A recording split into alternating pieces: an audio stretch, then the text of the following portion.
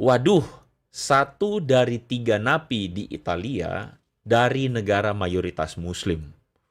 Waduh, saya waktu baca ini saya juga lihat, waduh gitu ya. 1 dari 3 napi di Italia dari negara mayoritas Muslim. Nah, saya baca baik-baik beritanya, saya cross-check baik-baik, saya lihat datanya baik-baik. Jadi dari berita ini teman-teman ditemukan beberapa fakta bahwa dari kenapa 1 dari 3 berarti 35% ya itu dari data yang saya baca. Jadi dari keseluruhan 65.000 napi itu ada 13.500 napi Muslim di Italia. Narapidana ya, berarti melakukan kriminalitas nih gitu ya. 35%-nya itu orang Muslim. Dan dari 13.500 napi itu, 9.000-nya adalah dikatakan Muslim yang taat. Ini saya nggak bikin-bikin ya. Ini saya ambil dari artikel tersebut ya. Jadi 9.000-nya adalah Muslim yang taat. Pendeta Stephen Tong mengatakan, di mana ada kantong Kristen, di sana pun kebejatan moral gila-gilaan. Itu memang surveinya begitu. Lihat aja gereja-gereja di Eropa, Amerika, Australia. Banyak yang sudah beralih fungsi. Beralih fungsi jadi pasar, jadi mall, bahkan ada jadi masjid. Saya bersyukur loh Indonesia mayoritas Islam. Saya tidak bisa bayangkan kalau Indonesia juga mayoritas Kristen. Ya, dipenuhi oleh pendeta-pendeta liberal, maka saya yakin mereka akan melegalkan juga seperti beberapa pendeta atau gereja di Australia, Amerika, Eropa yang sudah melakukan pemberkatan sejenis dengan alasan HAM dan lain sebagainya. Mereka tidak pernah memikirkan Alkitab, mereka hanya pikir HAM, mereka pikir hak asasi manusia bisa menggeser hak Allah. Assalamualaikum warahmatullahi wabarakatuh. Berjumpa lagi dengan Jadid HMC ya, channel yang mengedukasi dan menghibur. Kita ketahui bersama bahwa para Polikarpus ini makin hari makin kepanasan. Segala cara mereka lakukan untuk menjelekkan agama Islam, untuk menahan tsunami mualaf yang terus-terusan terjadi. Mereka bingung. Sudah begitu banyak usaha yang mereka lakukan. Fitnahan, propaganda mereka buat di medsos. Mereka kirim orang-orang untuk turun ke daerah, mempengaruhi umat muslim untuk pindah keyakinan. Tetapi sampai detik ini, yang terjadi lebih banyak orang mualaf daripada murtad. Ini kan aneh. Umat muslim itu memancing di kolam yang sedikit ikannya. Karena kita bisa bilang, yang non-muslim kan sedikit. Artinya kita mancing di kolam yang sedikit ikannya. Sedangkan mereka itu mancing di kolam yang banyak, teman-teman. Kalian bisa bayangkan, kalau saya ngomong nih, di konten saya, yang nonton, itu yang Kristen paling berapa orang? Yang Buddha berapa orang? Lebih banyak pasti yang Muslim. Kalau kita lihat channel sebelah, mereka buka komal, mereka buat konten, mereka bikin judul-judul tentang Islam. Yang nonton, itu mayoritas siapa? Silakan dicek di kolom komentar. Saya lihat Andre Tunggal punya komentar ya, itu lebih banyak Muslimnya daripada yang Kristen sendiri. Ini cukup mengejutkan ya. Dan saya mengajak teman-teman Muslim nggak usah lah. Nggak usah kita komentar yang aneh-aneh di tempat mereka. Dan kalau perlu tidak perlu ditonton. Nggak usah ditonton yang gituan. Hanya membuat kita marah. Hanya membuat kita itu jadi makin kesel dengan mereka-mereka ini. Nggak perlu. Ya, biarkan nanti kami, channel-channel Muslim saja, yang mereaksi. Yang meluruskan fitnahan mereka ini. Karena memang kita lihat ya, segala cara sudah mereka lakukan, bahkan yang terbaru, mereka sampai menginjak Quran. Sampai menginjak Quran, hanya untuk memprovokasi dan membuat marah umat muslim. Nah, ini konyol sekali saya bilang ya. Satu tindakan yang sangat jahat, dan saya mengutuk keras tindakan tersebut, dan mengajak saudara-saudara muslim untuk bersabar. Jangan kita balas tindakan jahat mereka. Kalau kita membalas apa yang mereka lakukan, apa bedanya kita dengan mereka? Jadi sama-sama jahat. Jangan. Biarkan mereka yang jahat, kita nggak usah. Kita tunjukkan bahwa agama Islam memang adalah agama rahmatan lil alamin. Sesimpel itu. Ya, sesimpel itu. Dan di sini Andre Tunggal ya kembali beraksi dengan membuat fitnahan, membuat framing, propaganda dengan mengatakan bahwa agama Islam itu nggak lebih baik daripada Kristen. Halus statementnya. Tetapi dia tampilkan. Contohnya, dikatakan bahwa 1 dari 3 napi yang ada di Italia itu adalah napi Islam. Dan mereka adalah Islam yang taat. Padahal cuma 33%. Tetapi digembar-gemborkan. Dia katakan Italia itu negara mayoritas Kristen. Kristennya 90-an persen. Kenapa bisa 30-an persen? Napinya Islam. Artinya agama ini tidak membawa dampak positif. Kan begitu. Karena dia menggunakan tolak ukur agama ya terhadap perilaku umatnya. Jadi dia katakan ukuran agama yang baik itu harus dilihat dari pemeluknya. Dicerminkan dari pemeluknya. Ya saya setuju aja sih. Cuman contoh yang kamu bawa itu nggak benar. Jadi memang agama itu bisa dilihat ya, tercermin dari perilaku penganutnya. Tentu saja kita mau lihat pohon yang baik itu, ya pohon yang bagus itu dari buahnya, kan begitu. Nggak mungkin kita gigit pohonnya. Oh ini pohon bagus, enggak teman-teman. Kita mau tahu pohon ini berbuah yang baik atau tidak, ambil beberapa buahnya kita tes. Kita ambil 5 buah, kita tes makan, manis semua. Artinya pohon ini bagus. Kan begitu. Dari 5 yang kita makan, 5-5-nya manis. Artinya bagus. Kalaupun hanya 4, artinya masih bagus. Tetapi kalau kita makan, 4-nya busuk, 4-nya nggak enak. Artinya ini pohon yang tidak baik, kan begitu. Jadi memang, seperti yang dibilang, agama itu tercermin dari perilaku umatnya. Saya setuju sekali. Dan kita bisa lihatlah perilaku dari umat sebelah, bagaimana mereka terus-terusan mengolok-olok agama kita, mereka terus menistakan agama kita, dan segala cara mereka lakukan. Dan di kesempatan ini saya putarkan salah satu tuduhan ya.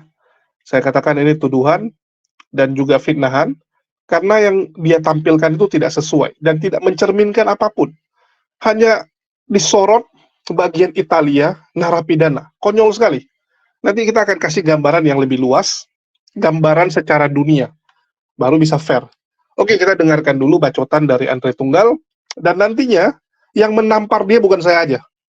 Jadi pendeta Andre Tunggal ini bukan saya yang nampar, tapi akan ditampar juga oleh pendeta senior, ya, Erastus Sabdono. Biar sadar, biar introspeksi diri gitu. Jangan sibuk nunjuk orang tapi nggak mengaca. Masih mending pendeta Erastus, nggak sibuk dia nyerang Islam, nggak sibuk dia bahas Islam, tapi dia mengkoreksi internal kekristenan sendiri. Itu yang benar gitu. Fokus beresin internal kalian. Jangan sibuk ya, lompat pagar. Jadi sebenarnya kaum lompat pagar itu siapa? Coba saya tanya. Selalu menuduh umat muslim lompat pagar. Padahal kita lihat lebih banyak mereka ini yang lompat pagar. Udah dombanya sedikit, lompat pagar lagi lebih banyak. Aneh. Oke, kita saksikan dulu teman-teman. Nah, jadi pertanyaan kita adalah ya, ketika dikatakan apakah agama dengan figur Tuhan berwujud itu lebih baik, lebih buruk ya ketimbang agama dengan Tuhan yang tidak berwujud. Maka pertanyaan kita adalah sebenarnya seharusnya kembali kepada fallacy of assumption ya. Pertanyaan kita adalah apakah apa sebenarnya ukuran agama yang lebih baik itu? Itu pertanyaan kita kan seharusnya. Apa ukuran agama yang lebih baik? Ya aneh kalau misalnya cuma mengatakan bahwa oh Tuhan berwujud atau tidak. Buat saya itu asumsi, itu tidak kuat. Bagaimana kalau misalnya nih ya, mengukur agama yang lebih baik itu dari dampak yang dimunculkan terhadap kehidupan umatnya? Saya nggak tahu, menurut teman-teman setuju nggak? Bagaimana kalau kita membandingkan agama yang lebih baik itu dari kira-kira perilaku umatnya secara umum itu kelihatan akan jadi kayak bagaimana? Saya tahu betul bahwa mungkin sebagian dari teman-teman itu mengatakan bahwa oh jangan mengukur kebenaran agama dari perilaku umatnya. Itu saya sepakat. Karena biar dimanapun ada perilaku umat yang menyimpang dari ajaran agamanya, itu jelas. Tetapi secara umum, secara global, agama itu pasti punya pengaruh untuk mendrive cara hidup umatnya, ya. Begitu, ya. Sehingga saya pikir secara umum atau secara general sikap umatnya itu akan menjadi salah satu faktor, bukan satu-satunya ya, salah satu faktor menilai apakah agama itu adalah agama yang baik, lebih baik atau kurang baik, begitu kan ya. Nah, teman kita Purnomo mengatakan agama yang baik, yang benar adalah yang memberi impact kebaikan. Saya pikir ini satu faktor yang penting ya, bukan soal masalah ada wujudnya atau nggak ada wujudnya ya. Pohon yang baik menghasilkan buah yang baik. Ini penting ya, ini penting sekali. Nah, oke, mari kita lihat fakta ini. Saya menukil sebuah berita dari harian atau dari halaman elektronik republika.co.id yang kita tahu sama-sama ini adalah portal berita yang sangat pro-Islam ya. Jadi saya ambil yang benar-benar pro-Islam nih. Di situ dia menerbitkan sebuah artikel, waduh, 1 dari 3 napi di Italia dari negara mayoritas Muslim. Waduh, saya waktu baca ini saya juga lihat, waduh gitu ya. 1 dari 3 napi di Italia dari negara mayoritas Muslim. Nah, saya baca baik-baik beritanya, saya cross-check baik-baik, saya lihat datanya baik-baik. Jadi dari berita ini teman-teman ditemukan beberapa fakta bahwa dari kenapa 1 dari 3 berarti 35% ya itu dari data yang saya baca.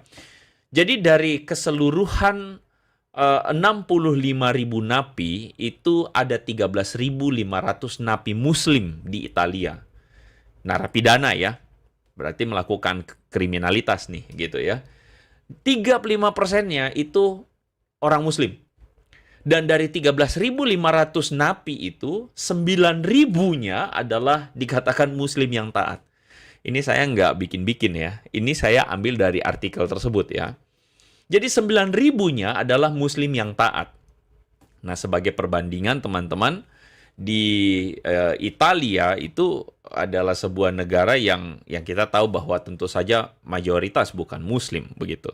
Tetapi ternyata 35% di antara para napi itu adalah imigran atau dari negara-negara mayoritas Muslim.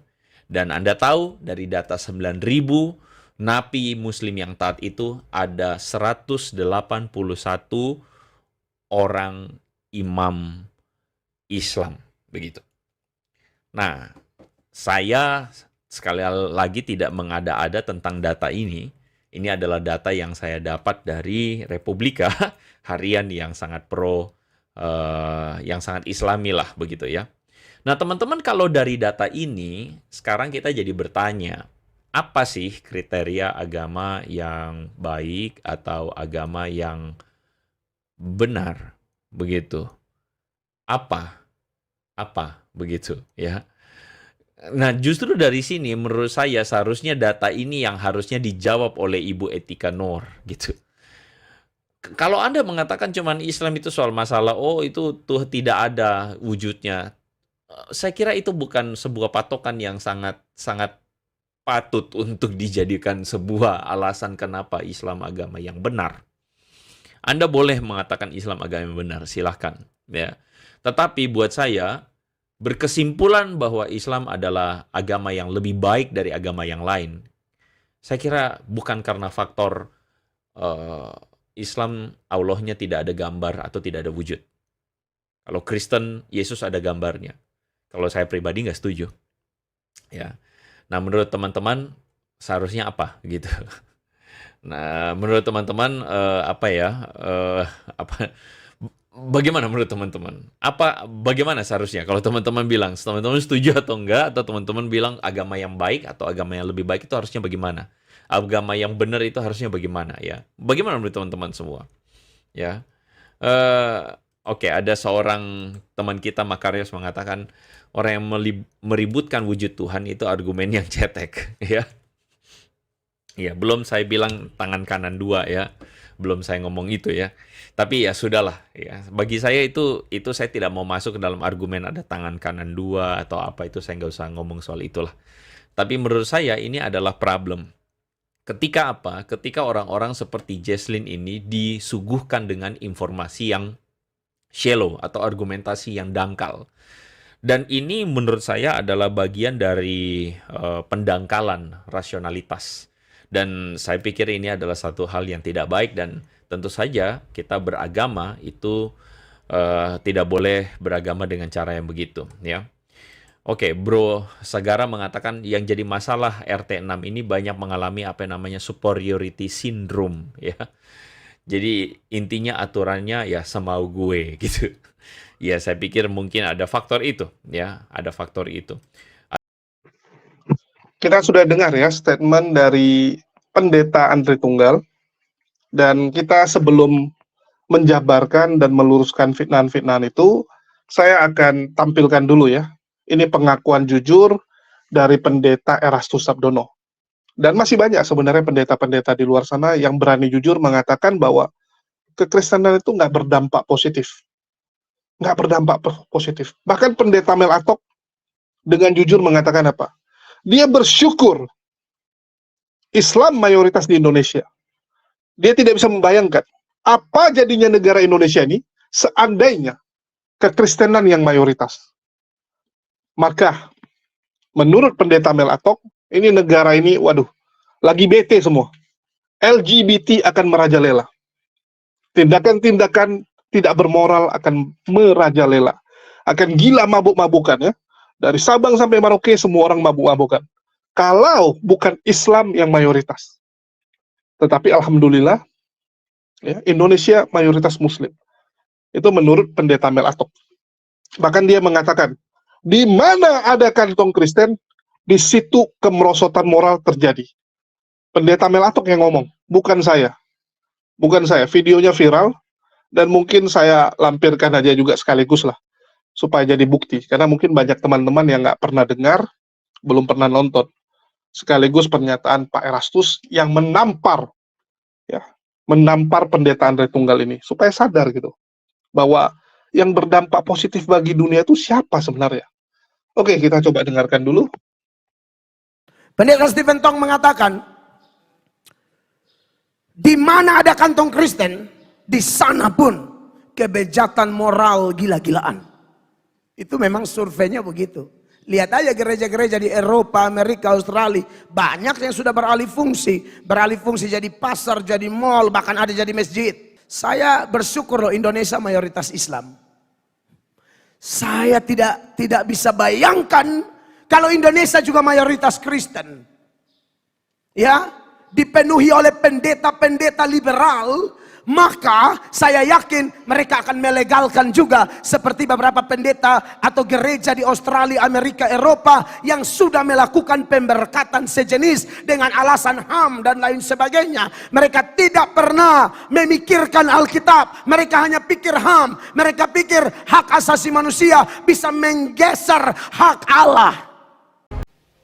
Kita melihat Eropa sudah jadi orang-orang yang tidak beragama Kristen.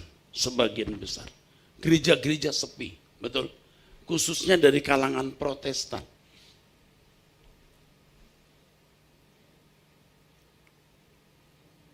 Kita melihat kejahatan yang begitu luar biasa.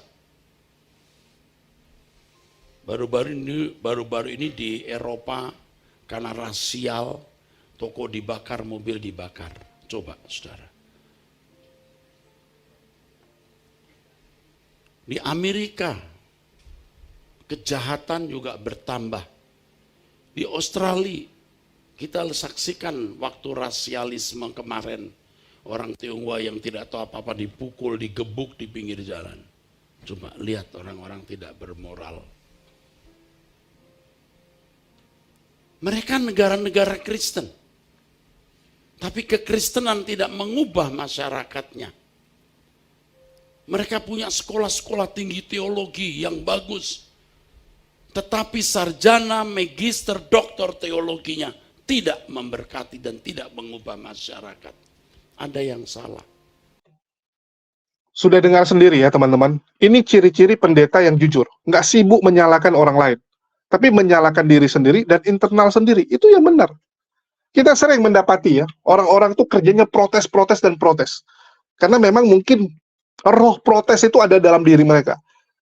Jadi kalau ada yang namanya dosa waris, saya percaya yang diwariskan itu adalah roh protesnya, tukang komplainnya, dari nenek moyangnya saat membuat ajaran tersebut, dari hasil protes, maka itu akan diturunkan. Kerjanya ngeprotesin orang aja. Apapun yang terjadi dalam diri mereka, yang disalahkan orang lain. Bukan introspeksi diri. Bukan mencari tahu gitu. Kenapa banyak yang mualaf? Ada yang salah nggak dengan kita gitu? Jangan sibuk, wah itu pokoknya yang salah sana gitu kan. Wah gara-gara konten umat muslim itu, gara-gara donditan, gara-gara jadi HMC dan sebagainya. Nah, ini kan ngaco. Introspeksi dirilah buat pendeta Andre Tunggal. Tirulah pendeta Mel Atok. Tirulah pendeta Erastus. Jujur katakan, jangan Anda framing-framing, Anda propaganda, Anda tipuin jemaat Anda. Kalau memang dampak Islam baik, katakan baik. Ya, ya katakan ya, tidak katakan tidak. Selebihnya dari si jahat, dari iblis. Ingat itu ya. Oke, kita bahas apa yang disampaikan oleh Andre Tunggal. Dikatakan apakah, ya dia bertanya, apakah agama dengan figur Tuhan berwujud itu lebih buruk ketimbang agama dengan Tuhan yang tidak berwujud? Kalau menurut saya, yes, lebih buruk. Kalau kalian tanya kepada saya, kalau ada Tuhan yang punya wujud, itu pasti lebih buruk. Lebih buruknya kenapa? Kan begitu. Lebih buruknya, karena Tuhannya nanti bisa dilecehkan. Kan begitu. Ada orang yang serupa Tuhannya. Wah, ini Tuhannya agama ini. Jadi bahan olok-olokan. Contohnya Ibnu Kalam. Saya nggak tahu siapa yang buat websitenya dan buat gambarnya ya. Kalau teman-teman search, wajah Yesus. Ada yang tulis wajah Yesus versi Indonesia. Fotonya Ibnu Kalam. Entah siapa yang buat itu. Terus juga, dulu ada pemain bola legendaris, Batistuta. Orang bilangnya apa? Yesus. Jadi setiap ada orang gondrong, wajahnya mirip-mirip Yesus, yang kita lihat di foto ya, bukan Yesus yang asli, tapi Yesus yang versi foto, itu pasti dibilang, oh itu Yesus. Ini kan bahaya teman-teman. Dari mana kalian tahu itu wajah Yesus? Bisa jadi wajahnya nggak gitu, tapi dijadikan olok-olokan. Kita bisa lihat juga di konten-konten, ya video-video prank, video lucu, Yesus dijadikan olok-olokan. Dulu teman-teman di YouTube bilangnya gini, ini Yesus TikTok. Ya, Yesus TikTok gitu, Yesus yang joget-joget dan sebagainya. Ini kan kacau gitu. Kacau sekali. Bisa dijadikan bahan olok-olokan. Kalau Tuhannya punya wujud, itu yang pertama. Terus yang kedua, orang-orang juga bisa komplain, ini Tuhannya kok nggak adil. Saya orang Cina, ada yang orang Korea, ada orang Melayu, merasa loh kami nggak diperhatikan dong. Kalau gitu kami bukan ciptaan dong. Kalau gitu kami bukan spesial gitu. Yang spesial cuman orang Yahudi. Karena Tuhannya mengambil rupa orang Yahudi. Terus yang perempuan akan bilang, lo nggak adil dong. Kenapa Tuhannya laki-laki, bukan wanita gitu. Terus ada yang bilang, karena yang duluan diciptakan Adam. Nah, itu ada yang jawab tuh. Ada pendeta yang jawab, kenapa Tuhan turun menggunakan rupa lelaki? Karena yang duluan diciptakan adalah lelaki. Segambar kan gitu. Artinya lelaki yang segambar. Loh kalau gitu nanti Tuhan sekali lagi turun. Waktu hari penghakiman, ya menurut versi mereka kan nanti Tuhannya turun lagi tuh. Kenapa nggak ngambil rupa wanita kalau gitu, biar adil? Dimulai dengan laki, ditutup dengan perempuan, supaya adil. Bisa dijawab nggak? Bingung lagi kan? Jadi, banyak negatifnya. Banyak negatifnya kalau Tuhan itu punya wujud. Ini kita bicara negatifnya. Itulah saya katakan bahwa lebih buruk. Tuhan yang punya wujud pasti lebih buruk. Lebih banyak negatifnya. Kan lebih buruk itu kita lihat, lebih banyak negatifnya atau enggak? Kan begitu. Bisa jadi yang di sana ada juga kelemahan-kelemahannya. Tapi yang produk ini paling banyak kelemahannya. Sehingga kita bilang ini lebih buruk. Sesimpel itu. Terus dibilang, apa ukuran agama yang lebih baik? Kalau begitu. Apa ukuran agama? Terus Andre Tunggal membuat standar sendiri. Ya, dia katakan bahwa bagaimana kalau mengukur agama yang lebih baik, itu dari dampak yang dimunculkan terhadap kehidupan umatnya. Ya nggak apa-apa. Kita gunakan standar itu. Kita ikuti permainan Andre Tunggal. Kita ikuti. Jadi agama itu diukur dari dampak. Ya, dampak yang dimunculkan kepada umatnya. Apakah umatnya jadi lebih baik atau jadi lebih buruk? Kalau lebih buruk artinya agama itu yang salah. Oke, kita ikut. Kita ikut. Ya. Tetapi yang kita sesali analogi dan contoh yang dipakai oleh pendeta Andre Tunggal. Dia katakan 1 dari 3 napi yang ada di Italia itu muslim yang taat. Sekarang saya tanya Andre Tunggal, kenapa Anda cuma men-zoom, hanya memfokuskan yang ada di Italia? Kita kan bicara ini dunia, bicara semua. Harusnya kasih dong contoh yang lebih luas. Kasih dong contoh seperti yang akan saya berikan ini. Tapi nggak apa-apa, kita jawab dulu lah tuduhan ini. Saya mau bilang Andre Tunggal ini nampaknya nggak belajar ya. Andre Tunggal tahu nggak arti narapidana atau napi? Napi ini adalah orang yang menjalani hukuman.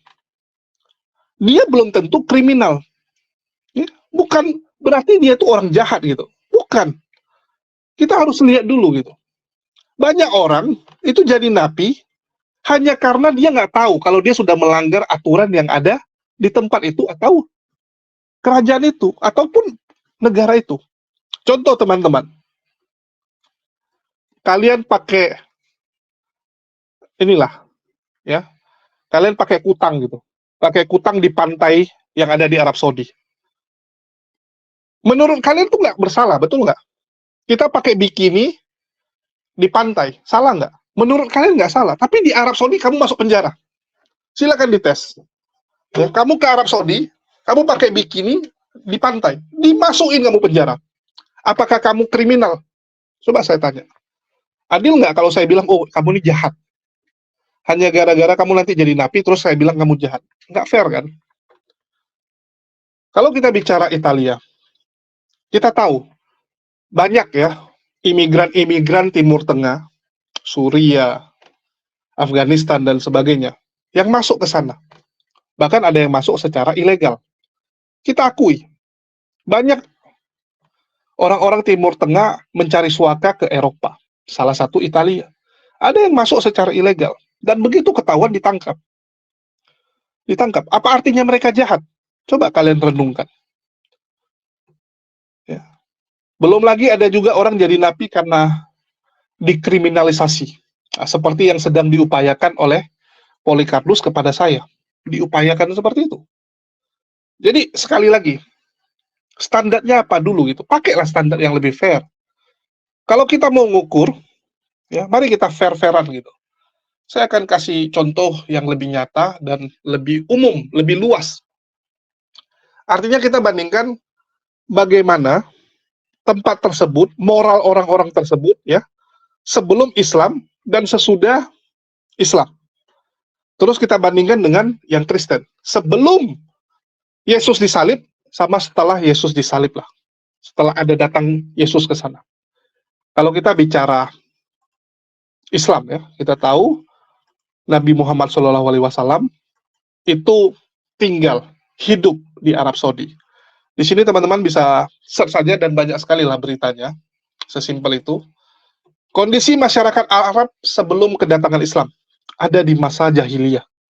Bahkan saking parahnya mereka, masyarakat Arab mengalami kemerosotan moral sebelum kedatangan Islam. Yang mereka lakukan, minum minuman keras, judi, cabul, dan seks bebas adalah hal yang biasa. Kaum wanita diperlakukan seperti barang bergerak yang dapat dijual atau dibeli. Para penyair mendendangkan keburukan moral dengan penuh kebanggaan. Jika ada yang meninggal, maka anak mewarisi ibu tiri dan barang lainnya. Ya, saking parahnya seperti itu. Jadi moralnya itu berada di titik yang sangat rendah. Tetapi alhamdulillah setelah kedatangan Nabi Muhammad SAW berubah, berubah. Ya, nggak ada lagi minum-minuman keras, nggak ada lagi lokalisasi seperti itu, nggak ada. Bahkan budak pun boleh membebaskan dirinya. Kalau dulu nggak bisa, kamu budak seumur hidup, anak kamu pun akan jadi budak. Sesadis itu. Tapi setelah Islam ada, luar biasa. Dan itu diakui ya. Kalau kita mau lihat catatan sejarah, orang-orang non-Muslim pun itu mengakui bahwa kok bisa gitu. Di Jazirah Arab yang orangnya dianggap barbar. Saat itu dianggap sangat barbar itu orang, susah dikendalikan. Tiba-tiba jadi tempat pusat peradaban dunia. Islam itu pusat peradaban dunia. Jangan lupa teman-teman, kita baru 100 tahun tidak jadi pusat peradaban. Sejak runtuhnya kekhalifahan, barulah orang-orang Eropa, Amerika ini mulai berjaya. Tapi selama ribuan tahun, 1000 tahun lebih, Islam yang pegang kendali dunia. Jadi mereka tuh pegang baru bentar. Cuman kita sialnya hidup di zaman itu gitu. Jadi kita merasa, loh, Islam tuh lebih rendah daripada mereka gitu. Padahal enggak.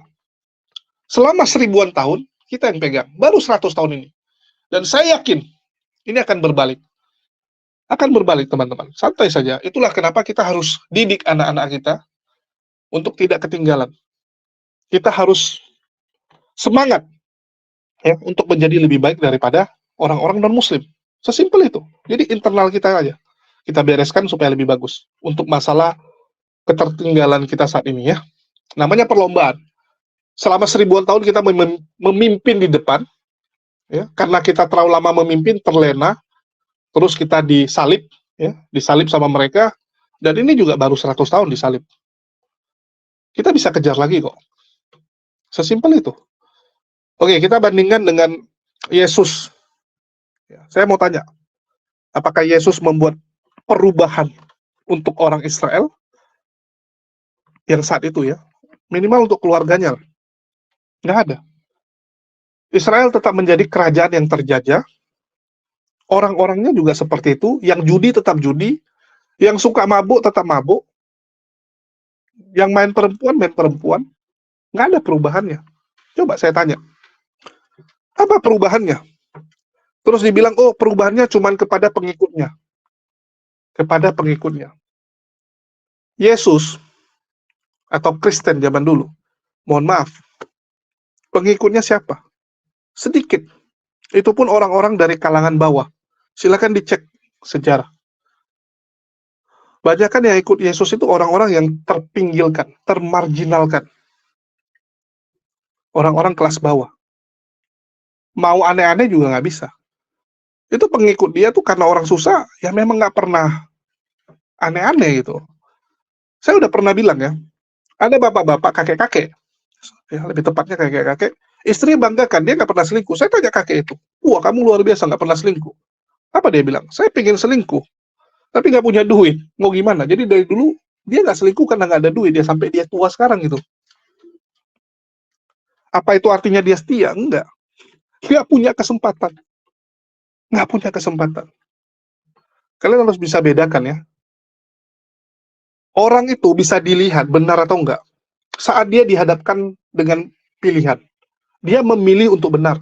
Itu baru orang hebat. Tapi kalau dia lurus-lurus saja karena memang nggak ada pilihan jalan yang lain, itu bukan hebat. Jadi kenapa dia lurus? Karena nggak ada jalan ke kiri dan ke kanan. Orang yang hebat tuh dia bisa lurus kalau dia pernah dihadapkan dengan pilihan. Ada 3 jalan, kiri, kanan, lurus. Dia tetap pilih lurus. Artinya ini orang hebat. Kalau cuma jalan lurus doang, aduh, semua orang juga bisa. Mohon maaf saya katakan. Bukan menyepelekan. Terus kita lanjut kepada data ya. Saya suka nih kalau udah bicara data. Ya, karena ini akan menampol mereka ya. Benar-benar menampol. Ini adalah catatan sejarah dunia mengenai jumlah korban dari peperangan-peperangan yang terjadi. Dan di sini kita bisa lihat pelakunya siapa, jumlah korbannya siapa. Ini berdasarkan jumlah korban paling banyak yang di atas ya. Jadi yang paling banyak itu Perang Dunia Kedua. Estimasi 55 juta sampai 72 juta orang meninggal. Ya, estimasi. Pelakunya siapa? Kristen. Ada Budanya juga. Terus ya, People Republic of China. Ini perang saudara Cina. Perang saudara Cina 44 juta sampai 77 juta.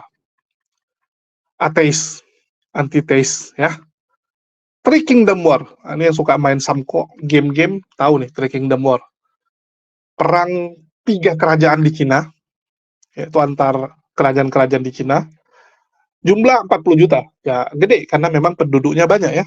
Penduduk Cina banyak. Ini sinik ya. Artinya orang yang agamanya tuh kepercayaannya tuh filosofi, mengutamakan diri sendiri. Soviet Reich, revolusi Soviet. Ya, kita bisa lihat ini ateis. Oke. Tetapi mana Islamnya gitu? Yang jadi pertanyaan kan mana Islamnya? Ini Kristen. Ya. Terus ada lagi nih, Kristen. Perang Dunia I ya Kristen. Kan gitu. Nih, perang sipil Amerika. Ya, perang saudara Amerika, Kristen juga. Mana Islamnya? Cuman ada ini, Congress of Timur Tengah. Penguasaan Timur Tengah. Itu 7 juta sampai 20 juta. Baru selebihnya siapa? Kristen lagi, teman-teman. Kristen, Kristen, Kristen, Kristen, Kristen.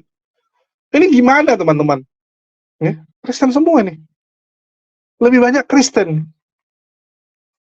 Jadi, dari sininya kita bisa merenungkan. Kenapa ajaran ini membuat orang begitu rakus untuk menjajah orang lain dan menyerang orang lain? Bahkan kita tahu, ada yang namanya 3G ya. Bahkan ditambah jadi 4G. Glory, Gold, Gospel. Baru terakhir genosida ya. Yang nggak mau ikut agamanya di genosida. Kita tahu bagaimana dunia itu dikuasai hanya karena nafsu.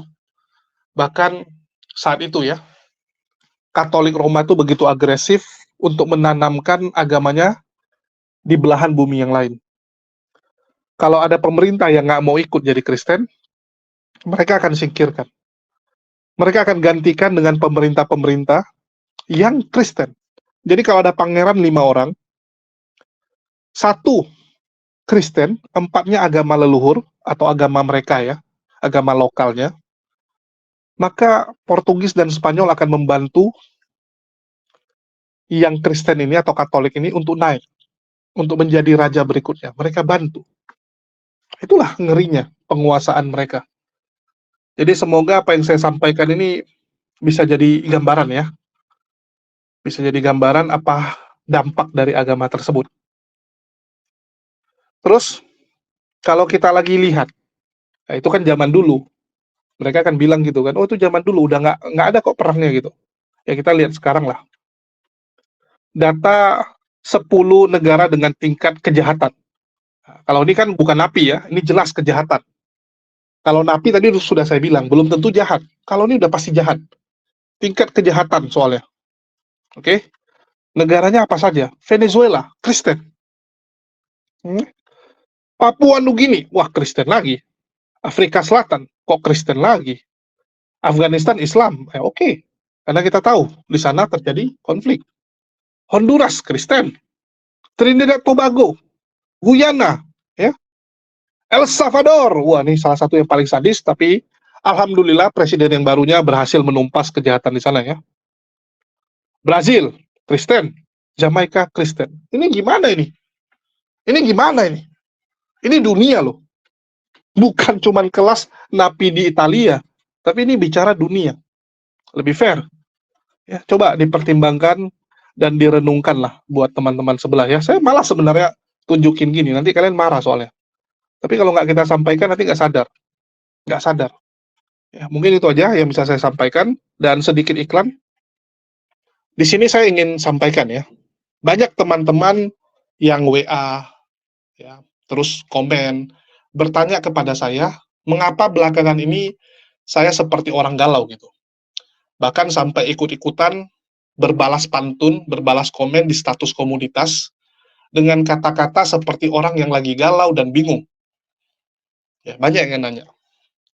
Di sini saya harus akui, memang kondisi saya belakangan sangat tidak stabil. Bahkan bisa dibilang ini adalah salah satu titik terendah dalam hidup saya. Beberapa hari yang lalu, saya baru pulang teman-teman. baru pulang dari Medan untuk menghadapi tuduhan dari para Polikardus yang masih ngotot untuk mencelakai saya. Segala cara terus mereka lakukan, dan saya sampai bingung. Kok bisa ya? Saya ditargetkan sedemikian rupa sama mereka, sampai mereka rela menghabiskan segala sumber daya, menghabiskan waktu gitu ya. Bahkan bisa dibilang saya belum pernah mendapati pendebat muslim yang lain yang diniatkan untuk dicelakai seperti saya. Yang mau dicelakai banyak, tapi niatnya itu ya nggak sampai se ekstrim yang mereka lakukan kepada saya gitu. Niat banget gitu. Ya, niat sekali gitu. Saya nggak ngerti kenapa. Apa mungkin karena saya Chinese, sehingga dianggap sebagai mangsa yang empuk, apalagi tempat delik aduannya itu di kota Medan, yang mungkin ya mereka anggap sebagai tempat yang sangat kuat bagi mereka. Karena kita tahu Medan itu ya tempat yang bisa dibilang mereka itu sangat powerful ya. Salah satu tempat yang mereka anggap sebagai kota penting mereka gitu. Jadi mereka anggap bisa mereka lakukan sesuka hati mereka. Ya, saya nggak ngerti. Dan memang karena apa yang menimpa saya ini, saya baru pulang dari Medan membawa sakit kepala, sehingga belakangan ini saya cukup galau. Tetapi alhamdulillah ya, saya punya Allah, saya serahkan kepada Allah. Ya, dalam setiap sholat, saya meminta pertolongan dari Allah, sama seperti Yesus meminta pertolongan dari Bapa agar cawan ini berlalu. Jujur ya, saya harus katakan ya banyak hal lah yang terjadi, dan perasaan saya bercampur aduk. Bahkan bisa dibilang, saya merasa sendirian di tengah kumpulan banyak orang. Ada rasa keheningan. Bahkan ada sedikit rasa kecewa kepada teman-teman sebenarnya. Dan saya tahu, itu adalah hal yang tidak diperbolehkan dalam Islam. Karena Allah berfirman, ya, Allah berkata, berharaplah kepadaku, niscaya aku perkenankan harapanmu sekalian. Jadi Allah akan mengabulkan harapan kita kalau kita berharap kepada Allah. Al-Mu'min 60. Untuk itu, ya saya memutuskan untuk mengurangi aktivitas, bertemu teman-teman dari kalangan dunia pendebat, sekaligus ya mengurangilah untuk berinteraksi. Itulah kenapa mungkin di TikTok juga saya kurangi, ya, karena saya mau fokus untuk introspeksi diri, serta fokus dengan kasus yang sedang menimpa saya. Karena memang banyak hal yang harus dipersiapkan. Ya, ini adalah titik terendah bagi saya, sehingga saya mohon support dan juga doa dari teman-teman semua. Semoga saya sanggup untuk menghadapi cobaan ini. Sekian ya, terima kasih buat semua perhatiannya dan dukungannya. Di akhir kata saya ucapkan, wassalamualaikum warahmatullahi wabarakatuh. Sampai jumpa di konten-konten kita selanjutnya.